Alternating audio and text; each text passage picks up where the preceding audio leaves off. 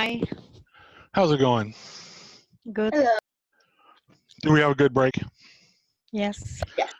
Cool. I was picking things up because looks like Frank's going to swing by. So in between classes, Frank's going to come by. So he needs to print stuff up and he needs my help with stuff. So, all right. So I figured, when the boss is coming by to the house, I figured it needed to at least look halfway decent. Probably.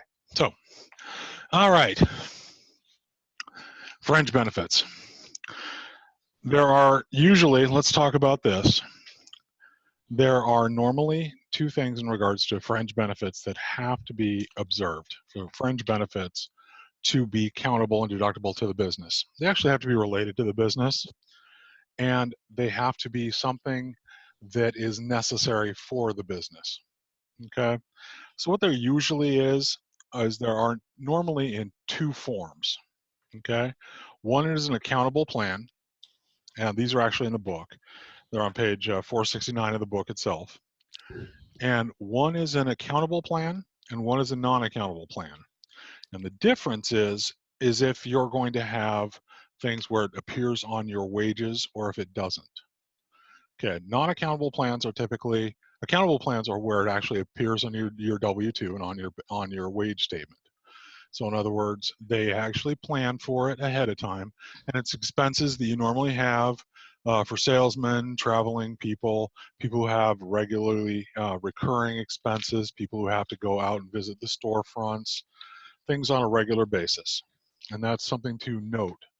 The non-accountable plans are things where the person has an expense that is not a regularly occurring expense, but something that came up, an office meeting suddenly that you had to run out and get something or do something. Okay, so in those cases, it doesn't have the taxes accounted for, it doesn't have the things taken out, and it doesn't appear on your W-2. It's something that just kind of occurs, and then you actually end up having all of those taxes and everything incurred to you locally, and so they reimburse you for the full amount. Okay, what ends up happening is for the business is they can deduct then that full amount. So we get that one going. Okay, now there is a couple of differences. For it to occur on an account for the account, okay, for it to occur for the accountable plan, all right, they must be expenses that are performed while serving as the employee. In other words, not as it just kind of happened during the day. So it's normally it's something that is part of your normal business activity. Okay. You must account for the expenses in a manner so it's not just a receipt, but you have a receipt, you have the details like an itinerary, you have what occurred while you were the reason why you were there, that you had, as to if it was a convention, a business meeting, or if it was a regular expense you had while you were traveling, something of that nature. It has to have it can be part of your regular route. Anything that occurred in that manner, you have to have something identifying why you were there, not just the fact that you had this expense, but the reason justifying why it occurred for you. And that's usually something like a business meeting, a convention, something where it justifies the expense to be a business expense, not just something where it occurred for you while you were out. A lot of people, there is a gray area in this. Let's be honest. There are a lot of people who have expenses that they would prefer it to be an expensible bill where it's really not an expense, part of their expense account, and they end up in that gray area where they're trying to account for it. Okay. This is where you actually have to show evidence of mileage, business expenses, and the reason for the travel. Okay. Um, anything that they did, like a lot of times, what's one of the things that most people carry with them when they go on a trip for business? Normally, if we have an expenditure and we expect you to go on a trip to one of the other offices, it involves travel, you're going to New Mexico, something. A What business credit card? There you go. Something like a per diem, they normally provide you, even if you don't have a business credit card, what they'll end up doing is providing you with a business check, something that allows you to have cash with you while you're on this trip. Okay, they give you an expense amount ahead of time. They figure, okay, it's going to be $25 per meal, 3 meals a day, so that's $75 a day. You're going to be out there for 3 days, so we're going to give you basically $225. Plus, we're going to give you some additional spending money, so you have it in case there is. So we give you $400. Okay. So what happens if you spend 250 of it? We gave you $400. What do you have to do? Return the excess. Thank you. The one thing that happens is if you had an overabundance of expenditure money, petty cash, that is given to you for a trip, something like that, unfortunately, here's the thing. It's one of those that spend it on the trip for business expenses or lose it. Okay, that's an important thing. So it's kind of one of those use it or lose it situations. All right. So you want to make sure that if you are given expenditure money beforehand, that you do use the expenditure money on the trip. Okay. Or if you have that ability, sometimes even one of the things is it's only occurred once. I was at a company where I had to travel a lot to outside branches. Well, the company knew that we had to travel a lot, and so as a result, we had expenditure accounts. We had certain amounts that were allotted to us. So let's say I had $1,000 allotted to me in expenditures, and I only used 400 of it. That meant I had a $600 balance left. Well, what they did was they said, whatever my balance is left, to give me a reason to have more of a balance left, I was given a percentage of it.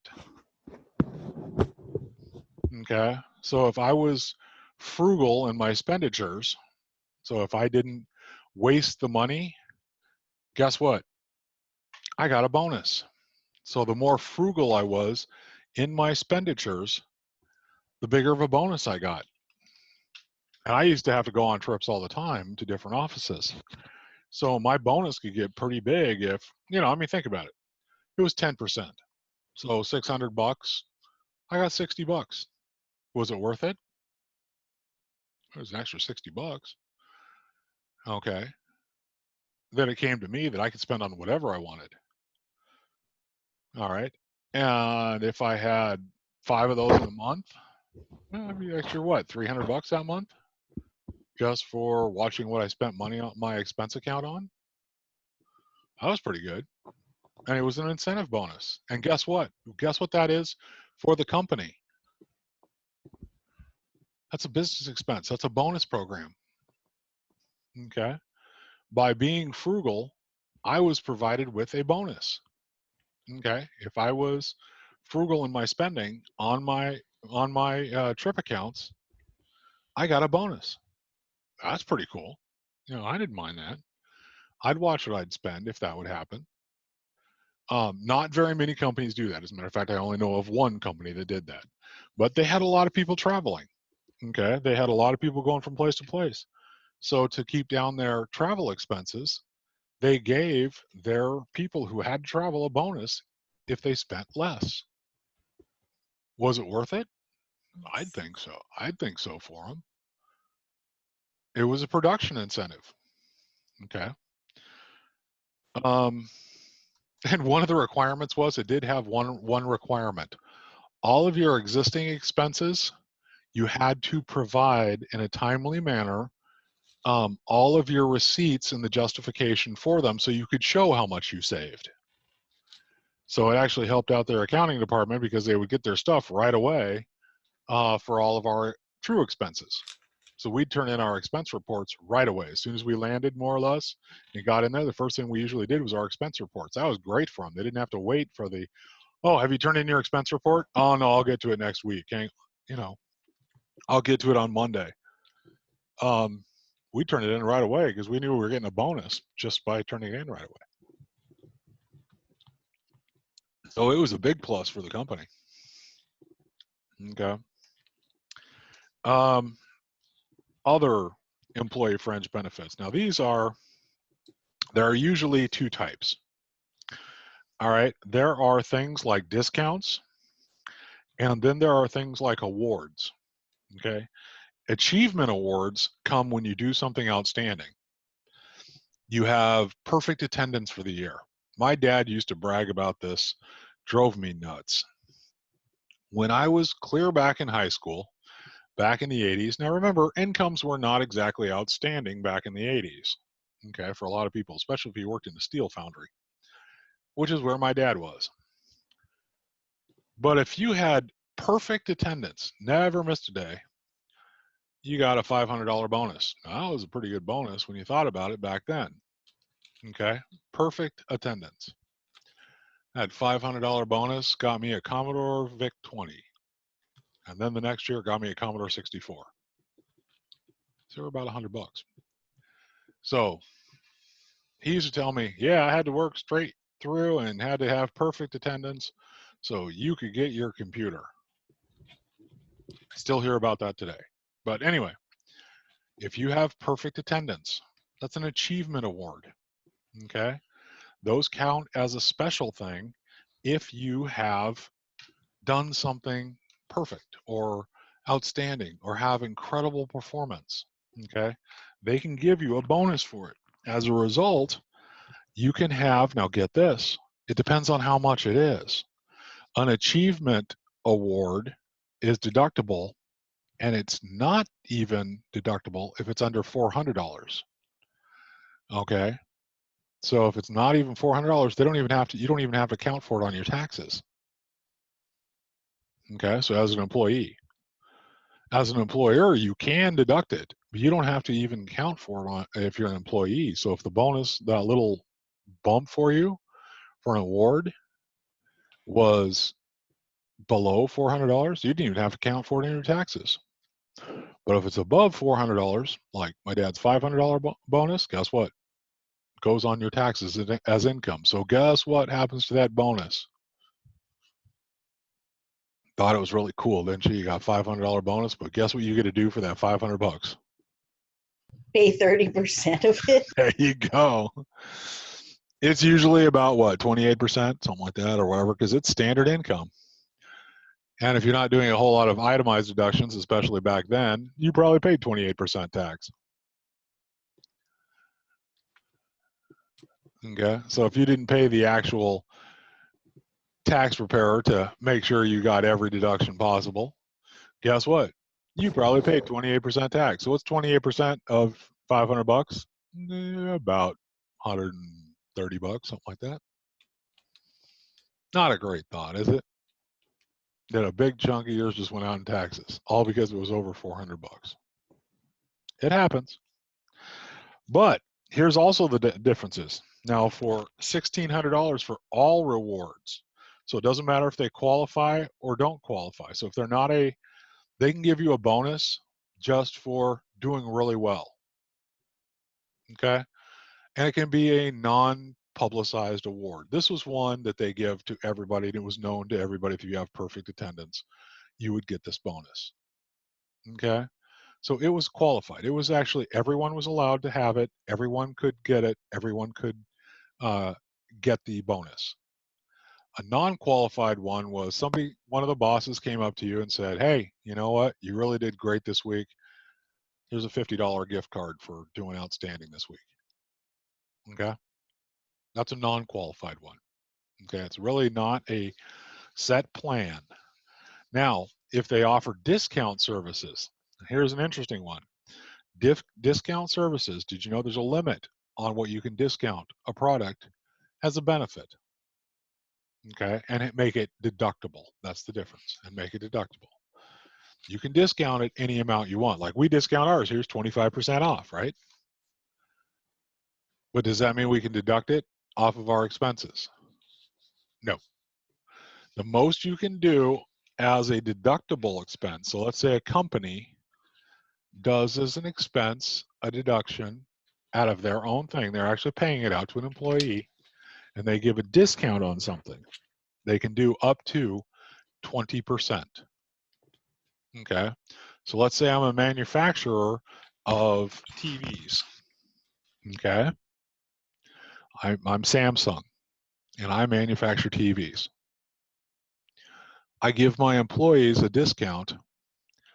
The most I can give them off on it is 20%. Because think about it, I have that expenditure of a TV, right? So I have to account for my expenditure of the TV and the fact that I'm discounting it to my employees. I can discount it and still count that discount as a deductible amount because it's an expense to me. Okay, I'm giving it as a benefit to my employees. So it cost me as an expense up to 20%. 20% of that total purchase price, I can discount it and have it be deductible still. That's the important part. Have it be deductible from my business expenses. I can go over that amount, but I can't deduct it anymore. So I can give you a 50% discount off the TV, but I can only deduct 20% of it, okay, from my business expenses. All right. Let's see. Next thing, employee stock options. Who has ever gotten a stock option? Lisa, at Intel, did your husband ever get a stock option? Yeah, we get them all the time. Okay, now is that an incentive stock option or one that you actually part We of have your both. purchase? We Okay. have both. Okay, because there are two They- types. There are two types of stock options. One is really cool. It's an incentive stock option. What you do is Yeah. if you do an outstanding job, guess what?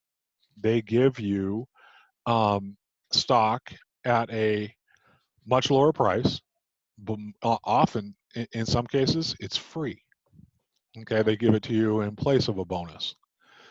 Okay, or Yeah, they give it. we get those for performance. We also get them for time there. Mhm. We get them for like production, and then it stays a while, and then we have to wait until it's vested until we're able to cash To it in. do anything to cash it out, right? Then they have what's called an employee stock purchase plan. Now these are a little bit different. Okay, in other words, what happens is let's say that you want to, you work for Intel, and you decide you really want to buy stock. Intel wants to encourage its employees to buy up their stock, right? So what they allow you to do is they can do it sometimes right out of your paycheck, and you say, well, I'd like to put $100 out of each paycheck towards buying our stock. So it's an employee stock option to purchase stock. And what happens is they actually allow you to buy the common stock at a reduced price. Okay. So you are allowed to buy them at less than the regular market price, which is really cool. It's because you're an employee, it's a benefit. And so you are buying the regular stock, and if the stock's going for $100 a share, they may let you buy it for $90 a share or $80 a share. Okay, and that's great because you're buying it and you buy it at a regular basis, and it may be that you're only able to buy one share a month or whatever it may be, or 1.5 shares or whatever your amount that you're allotted. But you buy it over time, and it allows you to build up stock in your own company, which is a great way to do it. It's We an buy and awesome. sell our stock every 6 months. There you It's like a go. little big 5,000 bonus twice a year. There you go. And it's an awesome way to do it. It's that bonus you get and you go, ooh, cool, it's coming up. You know, it's like, ooh, it's time to sell. Yep. And you think about it as that bonus check. Okay. And that's what actually a lot of people do. Stock options are a great way to do it. Like I said, when we were talking before, I think I told people that, you know, Microsoft, when it first started, did not have a lot of ways to pay its employees, like a Christmas bonus. So what it did was it went to its employees, especially to its secretary pool. And what it did was it couldn't afford to pay Christmas bonuses to all of them when Microsoft first started. So what it said was, what we'd like to do is give you an option. You can have either a Christmas bonus, or what we'd like to do is give you a stock option. So if you'd like, we'd like to offer you these stocks, and they gave them to them, a certain number of stocks for no cost. Now, this is when Microsoft was first starting. Do you realize that if they held on to that stock, what that stock was worth shortly later? A lot. Let's put it this way. There was a joke because the Microsoft stock options that were given to their secretaries, Microsoft actually employed more millionaire secretaries than in any other company. Interesting thought when you think about it, because if the company takes off, then it could be a lot of money we're talking about. And that's Yep. exactly what happened in this case. Microsoft's stock shot up, and those people who did take those stock options to start, it paid off. Because, and as a matter of fact, I think that those people who did not take the stock options at first were probably beating themselves in the head, you know. So because those stock options were worth a fortune shortly after, and it was a good idea. Sounds like taco. Gee. Oh, the shadow must have been, walking by her front I window. got it. Yeah, I know. As soon as he hears something, I mean, if another dog barks outside, next thing I know, I mean, he's just standing out there. He's standing guard. I think you can see him out here, kind of. He's outside, just standing there in the driveway. Why? I have absolutely no idea. But he's just doing it. So my dog's such a threat, I mean, all, 5 pounds of him? So. Same with mine. So anyway, stock options are a great thing, especially when a company is starting out. The main reason is when they are giving stock options, usually how much is a stock worth when it first starts out?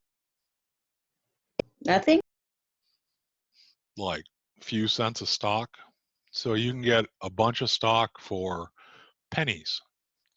What happens if the stock starts to climb? Then the value goes up.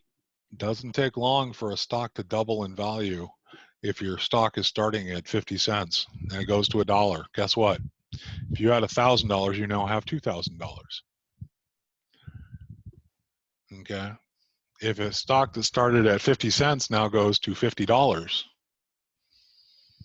shot way up. It was doing awesome. It's gone up to $50. Do you realize what an increase that is? Something like Microsoft doing that? I mean, some of those secretaries and initial people at Microsoft may still hold some of that original stock. Can you imagine how many times? Oh, and by the way, when a stock splits, your stock splits too. Those stock options do split. So let's say you were given a stock option with 100 shares, okay, and they were worth, say, $1 a share. And then now, okay, so it was worth $100. Now it's worth $10 a share, and it's split. You now have 200 shares at $10 a share. That $100 is now worth $2,000. That's a great way to multiply money. Okay, so if your company is just starting out, a lot of these startups, now do remember, I'm not saying it's a great thing, but a lot of startups do fail but sometimes it's worth taking that risk. Okay, so taking a stock option, or if you know your company does well on a regular basis, like Lisa, Intel is a great company. It has an awesome base. Okay, so if you get that option to buy them at a reduced rate, there is nothing better than that. So it's always worth investing. And if they have other benefits, like the um, 401k marketing, where they 401k matching, where they match an Yep. amount, take that benefit, use that benefit. So if they buy, sometimes they actually have a stock matching program, so that if you put in, let's say, in your employee purchase program, stock purchase program, that if you buy $100 worth or up to a certain amount, like they usually have a limit on it. You know, like let's say it's a $2,000 limit. They say within a year you can invest $2,000 to buy company stock, and we will match whatever you do. Guys, that's a $2,000 bonus. I mean, when you think about it, that's $2,000 in free money. All right, because you're going to put $2,000 in yourself. Are you going to miss? Let's be honest. How much? I'll make it easy. I'll make the math really easy. Let's say it's $1,200. Okay, $1,200 a year. Divide 1,200 by 12. 100. $100. Divide that by your 2 paychecks a month, more or less. What does that equal? 50. $50. That's $50 out of a paycheck to have $1,200 in a year, right? Are you going to miss $50 out of a paycheck that much? Not when I know the outcome of it. So let's say that they're going to match up to $1,200, right? So are you going to miss $50 out of your paycheck? A whole lot out of every paycheck, because you don't even see it. It's just out of your paycheck. And so it's taken out at $50 each month. And at the end of the year, you're still going to have $1,200 in stock from you, plus you're going to have $1,200 in stock from the company. So for $50 out of each paycheck, and this is like an employee stock purchase program. So at the end of the year, did you miss $50 out of every paycheck? Or the fact that you currently have $2,400 in company stock in your hand? Is that worth it? Yes. I would say so. I'd say, man, do it to me daily. I mean, you can take it as much as you want, because that is a bonus that you wouldn't believe. You don't miss $50 out of a paycheck, because if you think about it in those terms, are you going to miss $50 out of every paycheck? Probably not. That's a dinner somewhere. Okay. Versus at the end of the year, you've got $2,400 in company stock. And what happens a year later? It's probably The gone stock up in goes way up. and the stock has probably gone up in value. So not only is it not worth 2,400, it's probably worth much more.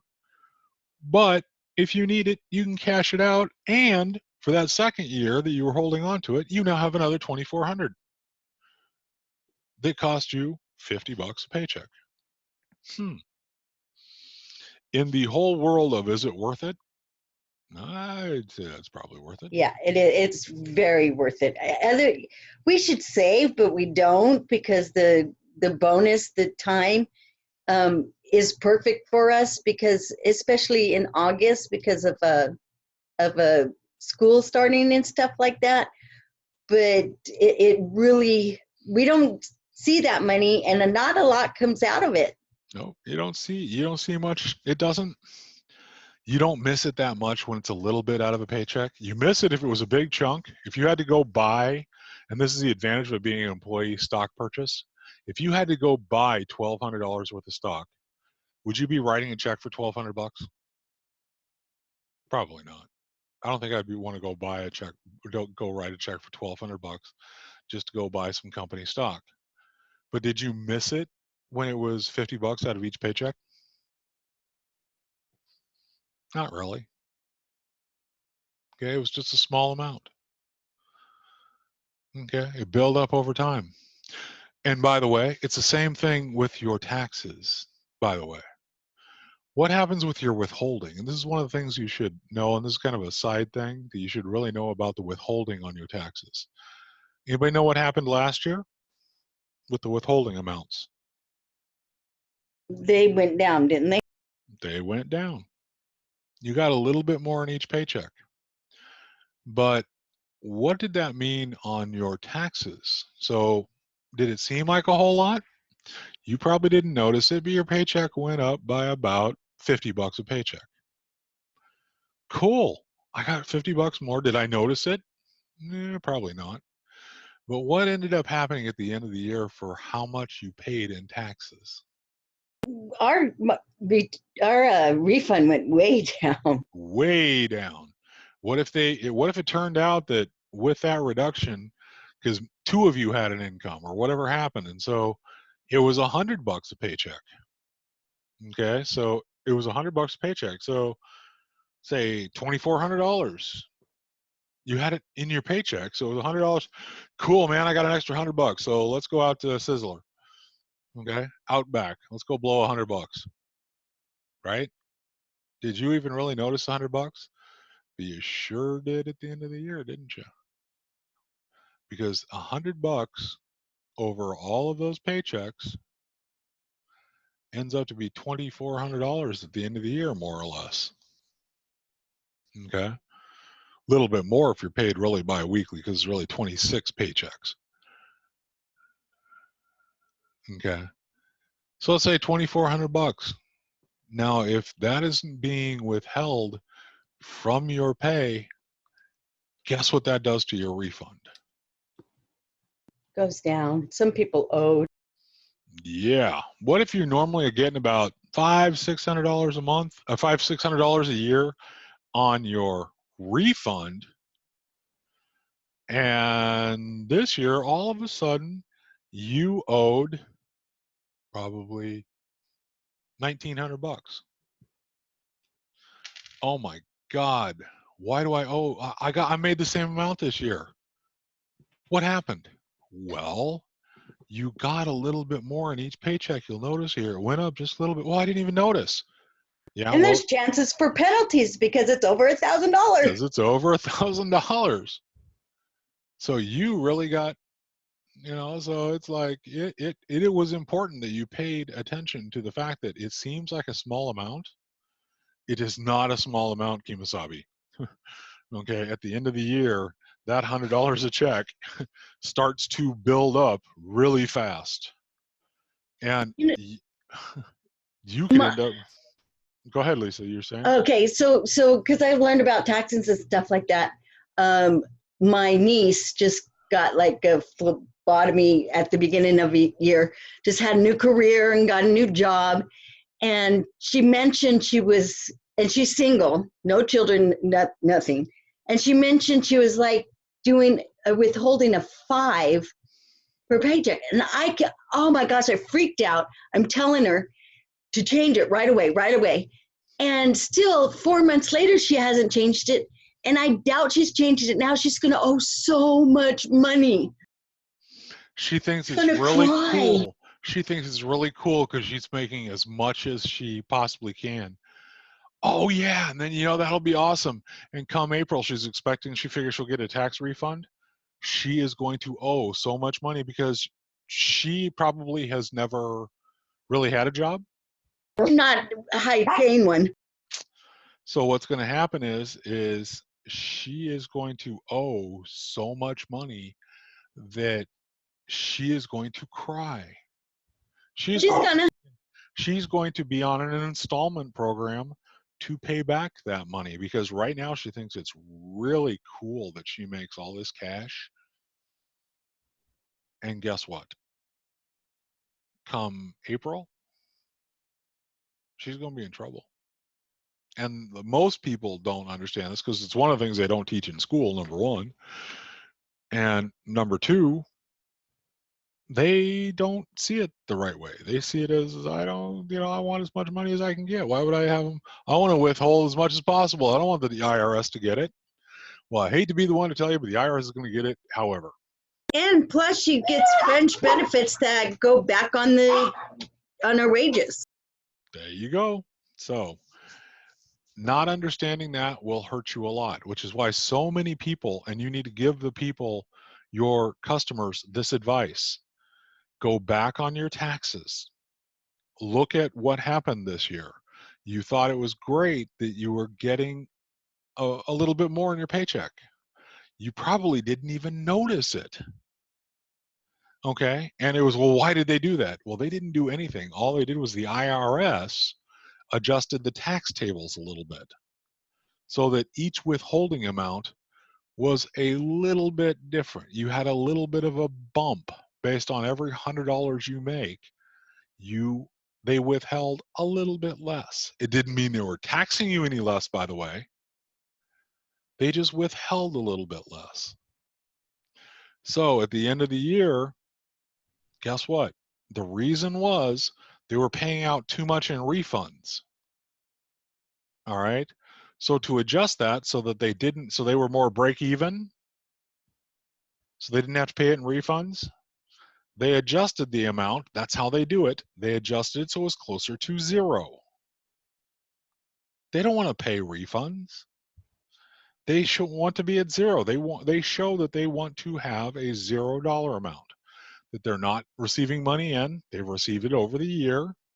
So they've gotten all the taxes in. And at the end of the year, they don't want to pay any extra out. They want to be at zero.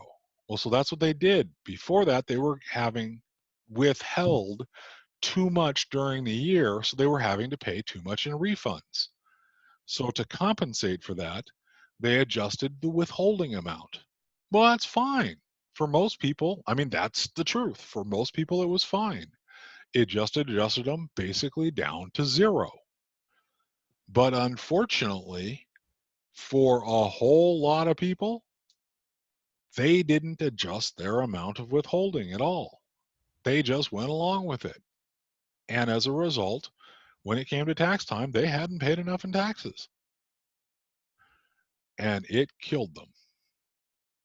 And some, especially some of the deductions that went away, like the employee deductions, that hurt so many people. Yes. So when you are giving, remember, one of our things on the NPS score, what is it? One of the most important questions about the advice next ones, year, the advice one. That's what's really important. Did they advise you about your tax strategies for next year? Because what does that do to the person? makes them a little bit more prepared. It makes them more prepared, and you just help save them possibly for next year. Does that solidify them with you a little bit more? I think so. I think people were really satisfied with me because, especially being new and knowing all the new laws still fresh in my mind, that they were like, oh, and I'm like, okay, so with this thing, you could do estimated taxes so that you don't, especially with the Oregon. She worked in Washington, lived in Oregon, and her bill is always so high, and I'm like, do estimated taxes. You're going to have to pay, take that money already out of your paycheck and pay it to Oregon. Yeah. Pay some to Oregon because you're going to end up owing at the end of the year. So there are certain people who don't know that. There are lots of pieces of advice you can give, and that will solidify them to you. Just changing your withholding amount because of last year's change your withholding amount. And by the way, the HR departments were not required to inform them about the change. They didn't have to tell anybody about the change. They just were required to make a change. So what happened with all these peoples? They had a little bit more. They didn't even see it. And at the end of the year, their refunds were gone. And they usually often owed money. That's not a good position to be in with the IRS. I never want to owe money to the IRS. So that's what happened. Not a good thing. So that is one of those things when they're withholding stuff. Withholding a small amount out of each paycheck is usually better than anything. So if you can do the employee stock options, like the employee stock purchase program, it's incredible. And if the company will match them, it's even better. Okay? If they match, Shell has her 401k at the company, at the ALNA. She has a 401k. First thing I said, because she didn't quite understand, necessarily, because she's not from the United States. Okay, she's never had a 401k from here. She said, "So what should I do?" I said, "Max it out. Whatever they're willing to match." And now, remember, what they're willing to match may be different than what you can contribute to it. You may be able to contribute more, but whatever they're willing to match, put it in. Okay, because you aren't going to necessarily miss it, but that's free money they're willing to give you. Okay, I even request the HR of my husband to take it out. there you go. Yes. I don't know. I don't know it. He probably doesn't even know. Just tell him, yes, take this out. But they did not do it. Oh, that's bad. That's bad. But so when they're taking out a small amount, it's normally a much better thing than any other way to have it taken out. Okay, have them take out that small amount out of each paycheck. And a lot of times now you can direct where it goes to. Does it go to this particular 401k? Does it go to this plan? Does it go whatever? Find those things out. Become an expert at your own benefits. Yeah. I mean, most people don't have a clue even what their benefits are. Is Merrill Lynch okay? Merrill Lynch is very good. Okay. Fidelity is good. There's a bunch of it depends upon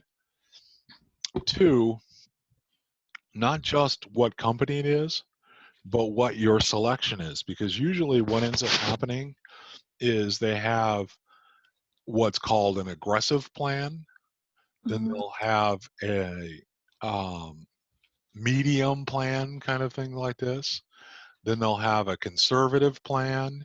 And it's kind of like, where are you in life? If you're very young and willing to take risks and want to grow up fast, take the aggressive one. And you're building up, it's got stocks that may fluctuate a lot. You may win some, you may lose some with it.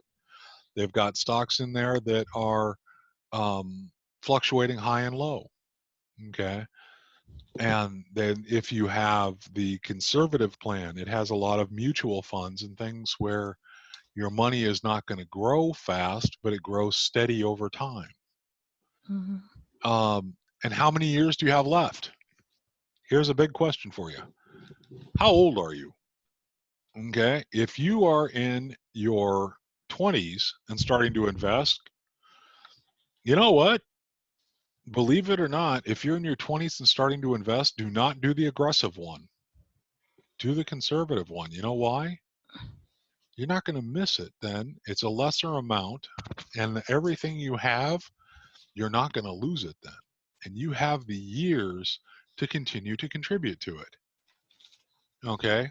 If you are old like me, if you are over the hill and don't have too many years you can contribute to it, guess what? If you don't have something built up already, you have to be aggressive. Do you know why? You don't have the years to contribute to it in a risk-free environment. You can't afford to be conservative. You actually have to be aggressive in your approach. Now, if you're old like me, but you have been good in your investing for all these years, and you already have a big investment plan, you can afford to then go, hey, you know what? I'm going to slow down. I don't want to risk it. I just want it to be more conservative. Switch then to the more conservative approach. Okay? Check it. It depends on where you are in life and what you have built up or not built up. Okay? That's how you look at it. It's a matter of you. So is Merrill Lynch good? Merrill Lynch is very good in some ways. Okay? It all depends on what you do with them. Okay? And it's more of a question of where are you? Okay? It's not necessarily um, are they good? It's where are you and what have you done with your funds? So the question is, if you are, do you already have a retirement plan in place where you have funds set aside so you know that you have something already lined up? Great, then the Merrill Lynch conservative plan may be for you. If you are further along in life and don't have a nest egg built up, you may need to be going with the Merrill Lynch aggressive one. And Mm. that's what you need to do is analyze where you are in life, not just what is going on with it. And also you have to know what's going on in the world too. Okay. If you look at it and you go, oh, one of the things you have to be considering is this. What's going to happen next year? Next year.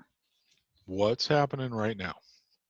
Most important thing in the world, in the United States right now.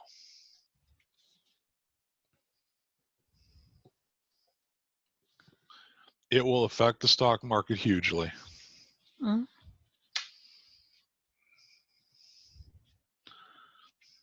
Come on, there's one major thing.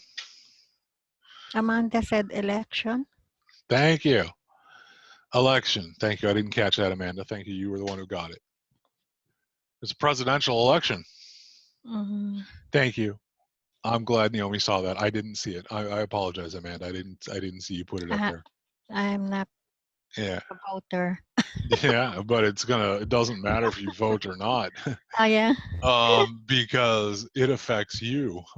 Okay. It's gonna affect you in lots of ways because depending on if Who the will win? Republican who wins Yeah. will affect what happens in the stock market and how the stock Okay. market goes on and finances and everything, what ends up happening. Um, that's going to affect us majorly. Who's in the office, Mm. is going to affect stocks hugely. And that's going to affect what those stock prices do, especially coming up to the election. When Barack Obama took office, think about when he went into office. He went into office in 2008. Okay. And what's really funny is most people blamed it on Bush. Bush had nothing to do with it. It was the election itself and the insecurity about Barack Obama coming into office. Okay. What ended up happening is during the election in 2007, and when Barack Obama took office, that's what drove the stock market into the toilet. Okay. They wanted to blame it on Bush. Well, it was a change in the government. It was a change in structure. Would have happened, it always happens during every presidential change. Anytime there's a presidential change, especially one that was so severe as an established president whose father had been president, who's a conservative Republican, to a liberal Democrat who's very young. Okay. That much of a swing in the social structure is going to have a dramatic effect on the stock market. People are not going to know how to respond. The stock market responds to that. Well, guess what that affects? That affects your 401k. That affects your benefits. That affects all of it. Well, that's actually what triggered it. Okay, it wasn't Bush. Okay, even though we want to blame Bush or whatever, it wasn't Bush. It was the change in the political structure. Okay, it was such a swing in the political structure that it crashed our economy. So your stocks in this upcoming election are going to be affected a whole lot depending upon what happens. Okay. There's either security or insecurity. If there's security that it'll stay the same, or there's insecurity if it's going to change a whole lot. That's the difference. Okay. And it doesn't matter which side you're on. It doesn't matter what political view you have. And I'm not supporting one or the other or saying whatever. What I'm saying is when there is a change, especially a swing from that far from something which was conservative Republican to a liberal Democrat, was such a swing in the political scene that it crashed the economy, because investors want things, the people who hold a large amount of the US currency want to see things stay the same a lot. They don't want a great change. So when they saw that huge change in the political structure, they didn't know what to do, and the markets crashed as a result of it. Mm. Okay. But with Trump, it is, When Trump took office, they saw yeah. it going to a more conservative view with a businessman. That's why the market has soared. It has actually hit new world records multiple times now, because, and it doesn't matter what your political view is, the investors are what control the stock market. So they feel more secure with him in office Yeah. because of his business background. Okay. So as a result, they are willing to invest more, and they're willing to spend more on the stock market. That's why, again, it hit a world record, a record high, I think like 3 days ago again, or something like that. But it's been climbing repeatedly. Okay. He is not allowed to run again. Yeah, he is. It's a second term. He's already ran one. He's only run one term. He's running a second term. Now, no matter how you feel about him politically, investors look at him as the one, many of them look at him as the one they would prefer to have in office investment wise. They know what he's doing. They know how he handles things, and it would solidify our economy in that sense. They would feel more secure. You're always more secure with what you know than what you don't know. So in his case, they know where he's been. I mean, there's, like I said, there's a lot of people, half the country basically either loves him or hates him. That's pretty much the political view. Okay. But that's based on him. Investors are a different chunk of the world. Okay. They're the ones who control the stock market. So in that case, people have said, well, he can be bought. Well, guys, in all honesty, if you already have several $billion, it's harder to buy you. Okay, it's not easier to buy you; it's harder to buy you when you have billions of dollars already. But it's easy to say, "Oh, he can be bought; he's a billionaire." No, that doesn't mean anything. Okay, it means it's typically you're harder to buy. Well, investors know that, so they know what he has done in the past. So they do. You're right, Amanda. They feel confident with him. He knows how to make money. They know that he's not afraid to stand up to China. Okay. They know that he is going to change the political view in regards to us on the trading floor. In other words, our trading between Mexico, Canada, China, and outside countries that we've traded with, the North American Trade Agreement, that will affect all of our benefits through our 401ks. They know that he is not afraid to literally stand up and say, I'm not going to do this. Well, they try to make it sound like, well, he's out there just making wild comments and doing what. Most of the time, if you read his comments, he's just saying things like, I'm not going to put up with this. So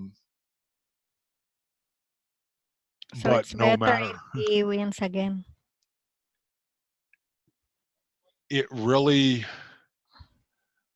it depends upon you.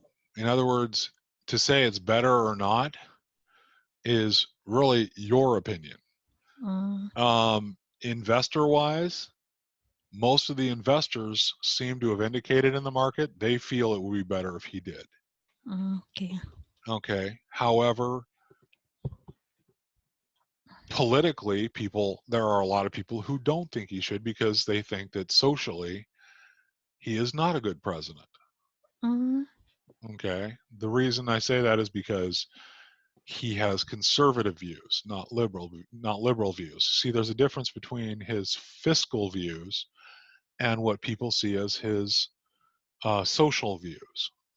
And so it gets into a big political debate that goes way out of what we need to be doing. So it's one of those things that we need to stay out of. Okay. So it's one of those things that I just, look at it this way. When there is a big swing in the political landscape, there is usually a big swing, and how far it goes, if it went to, if Trump stays in office, it'll stay where it is. If it went to a moderate, it probably wouldn't go that far. Like let's say a Democrat won who was a moderate Democrat. In other words, had conservative views and had some conservative views, but was a Democrat.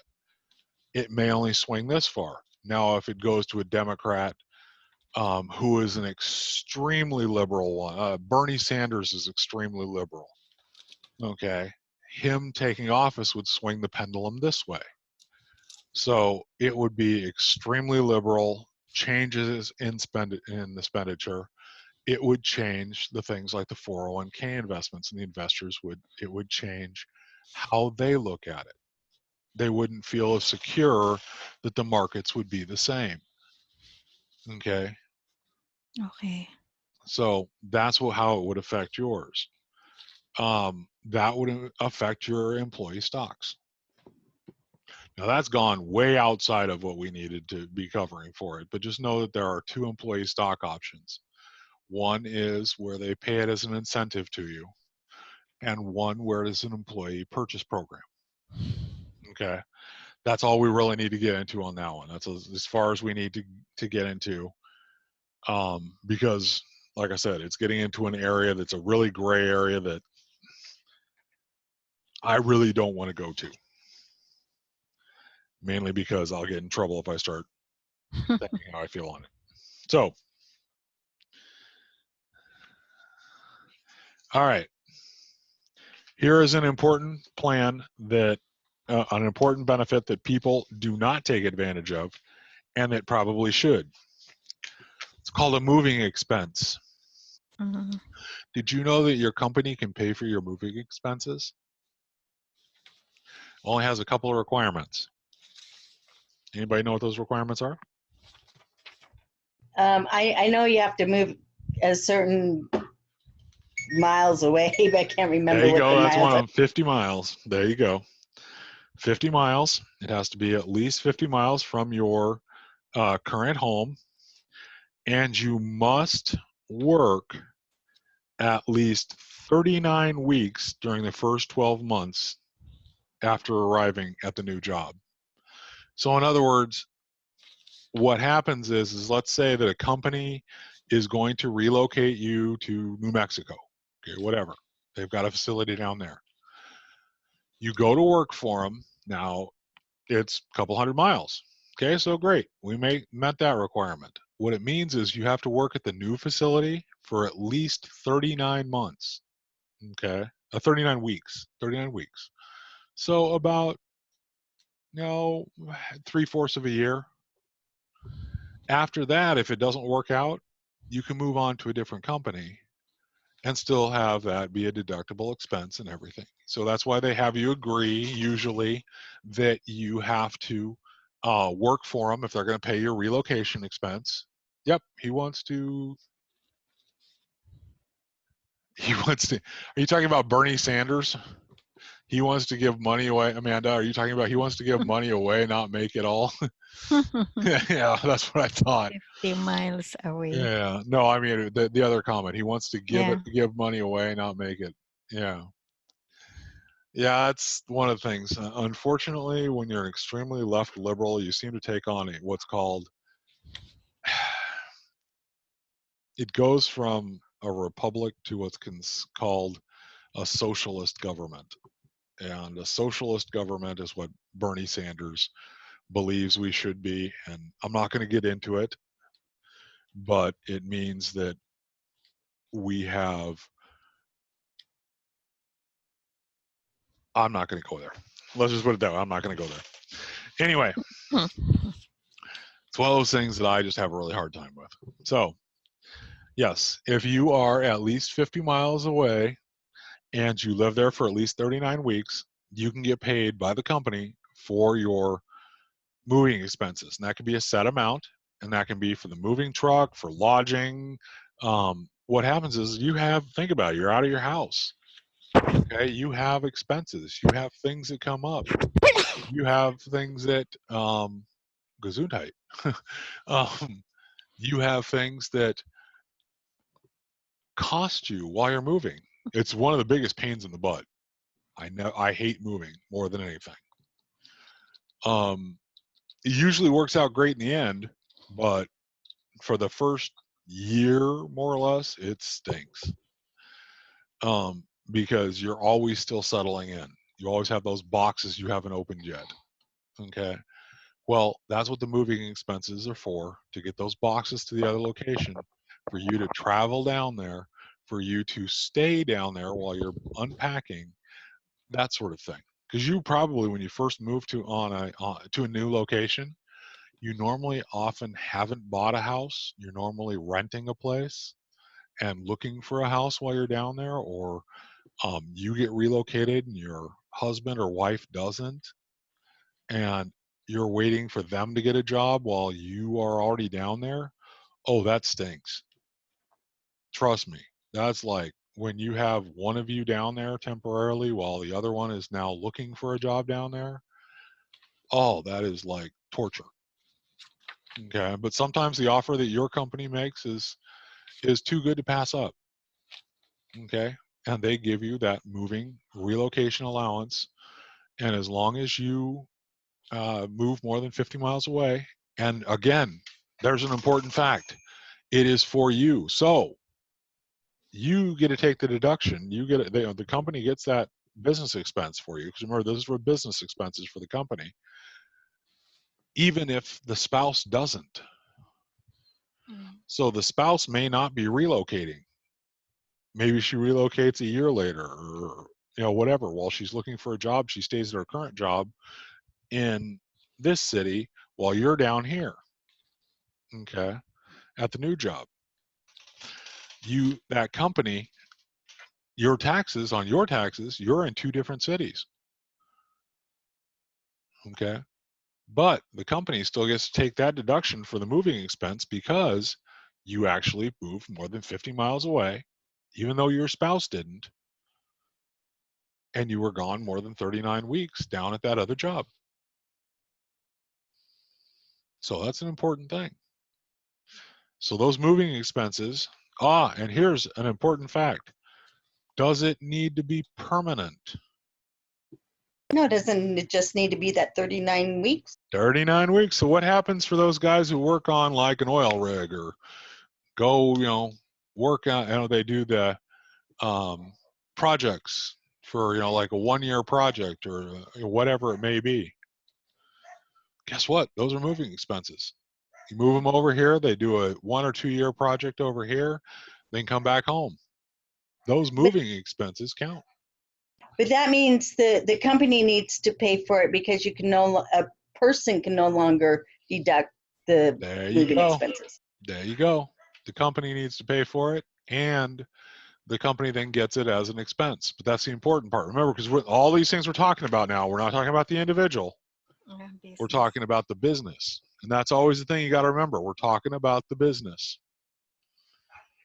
So when we think about it, it's not the person deducting it, it's the business deducting it. So as long as the employee moves and does those things, the business can deduct it as a business expense. How about those people who ride a bike? No What more. happens with them? What happened to those people who ride a bus? Abas. Some companies used to give them passes. That's right. They still can. They can go up to $255 per month in transportation passes, transit permits. If you have the parking benefits, companies can give you a parking pass. If you work downtown, they can It's actually pay for now your parking permit. 260. It's what? 260. 260. It's gone up to 260. Okay, we'll have to note that for 2018. Yeah. Okay. Is that per employee? Per employee? That's how much they're allotted. 260 for vehicle Mm-hmm. transportation and transit passes, and another 260 per month in parking benefits. There you go.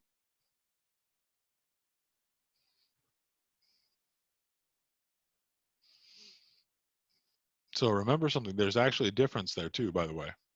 It's 260 in transit passes. So in other words, if you have the tolls, things like this, that you have for whatever it may be, highway vehicle transportation, and 260 per month in parking benefits. So if you live in New York especially, they have tolls and they have the parking fees, depending on where you live. So per month, they can allot you $260 per thing. So you can actually end up with what is that, $520 total combined. 260 goes to the transit passes and 260 goes to parking fees. So that's an important thing because where you park, it may be that expensive, by the way, in a month.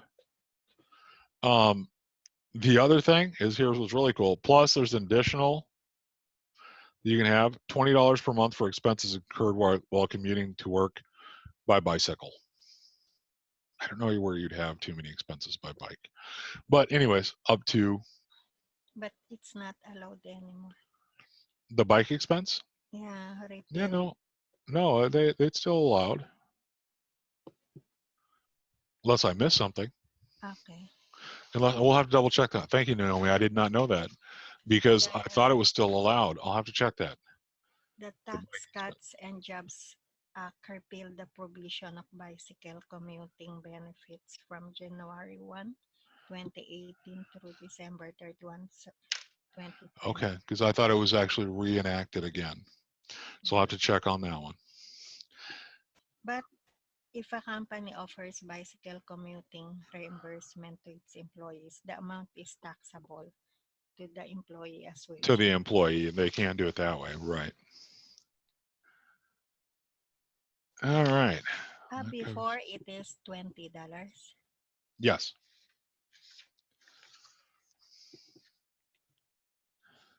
All right. And the last one we have is actually probably the most painful one because how it came about, man, it's brought about so many things that has made so many problems for so many companies. It is called the Affordable Care Act. The Affordable Care Act, as you know, came about because they believed that healthcare and I'm not going to get into the political side of it, but the Affordable Care Act was brought about so that they had care for everyone at what was considered an acceptable level, even for people who were not employed, who were not here legally, who were not here with citizenship rights. In other words, the non-resident aliens, that sort of thing. People who are here on tourist visas or here illegally. So what ended up happening is employers were told that if they have 50 employees or more, they were required to offer medical benefits to their employees, period. And if they had 50 or more employees, they had a shared responsibility for everyone to offer medical benefits to their full-time employees. If they did have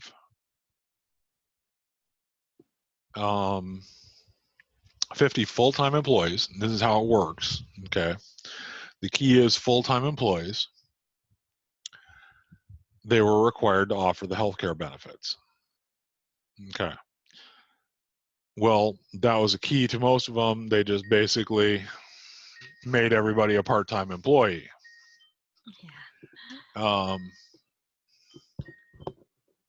That did not help a whole lot of people. They just basically cut everybody's hours to below 32 and made them a part-time employee for a lot of companies, because in all honesty, a lot of smaller companies could not afford to offer healthcare benefits to everyone.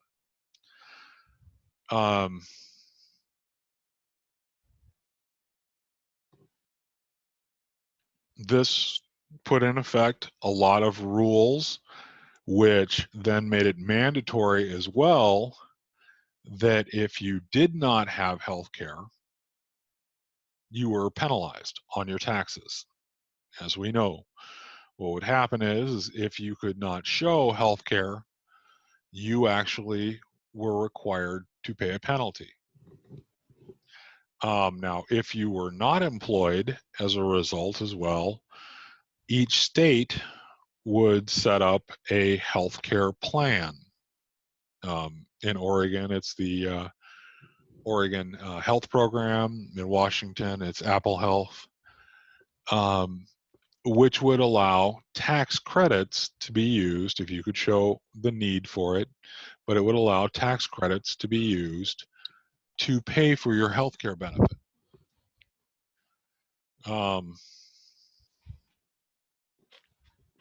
We're not going to get into whether or not it's been successful or not, because I won't go into that.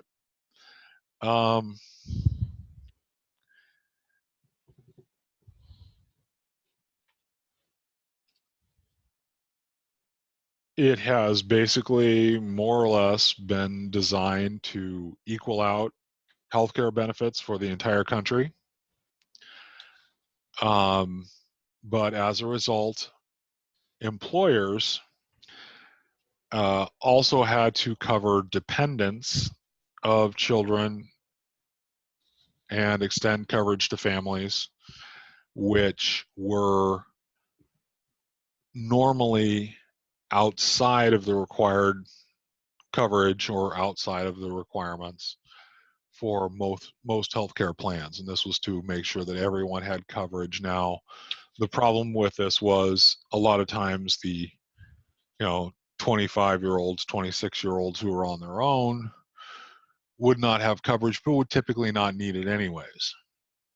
But now employers were now required to cover it as a possible dependence. When you were living in mom's basement, you were pretty much under her plan. So it came about in 2009, basically. And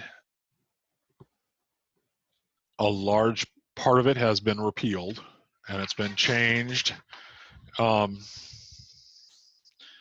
From a business aspect, it has some good things, some things that are not so good to an employer. But the biggest thing to be concerned about is primarily the number of employees you have. Okay, if you have 49 or fewer employees, you are not subject to the Affordable Care Act mandate.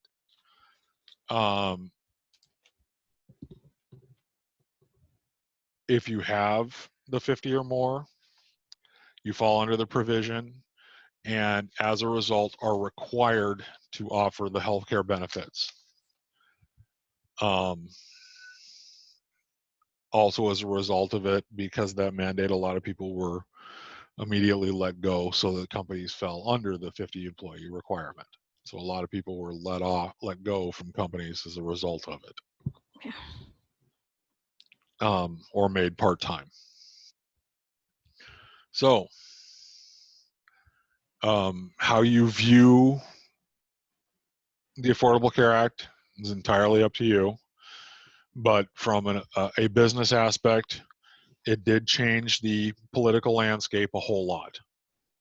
Okay, and it did make certain requirements that changed the way a lot of companies had to operate. So that was its biggest thing, and the biggest thing you really need to know is the 50 or more employees. As soon as you hit the 50 employees, you were mandated to offer the medical insurance, and that's the biggest thing you needed to know. If you had the 49 or fewer employees, you are no longer required to offer it.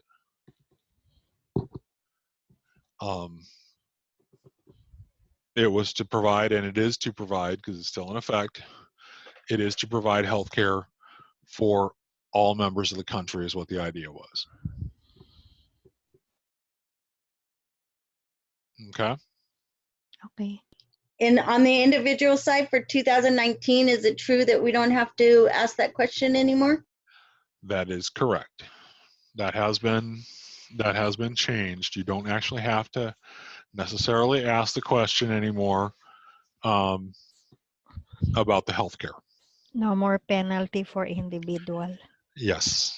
The reason is it was hurting so many people to get hit by that. To not have, I mean, to basically, if it's your choice, and to penalize people when you choose not to take it, but the reason was, it's kind of like, well, you're still, the theory behind it was, you're still a medical responsibility of the country. If something happens to you, we're going to have to take care of you. Well, that's not exactly true. So that was the theory behind it. So, all right. It is 1:45 right now, so we are going to cut it there. And we will be meeting again on Wednesday morning at 9, where we'll be going through 6 and 7. At 9? I mean, at 10.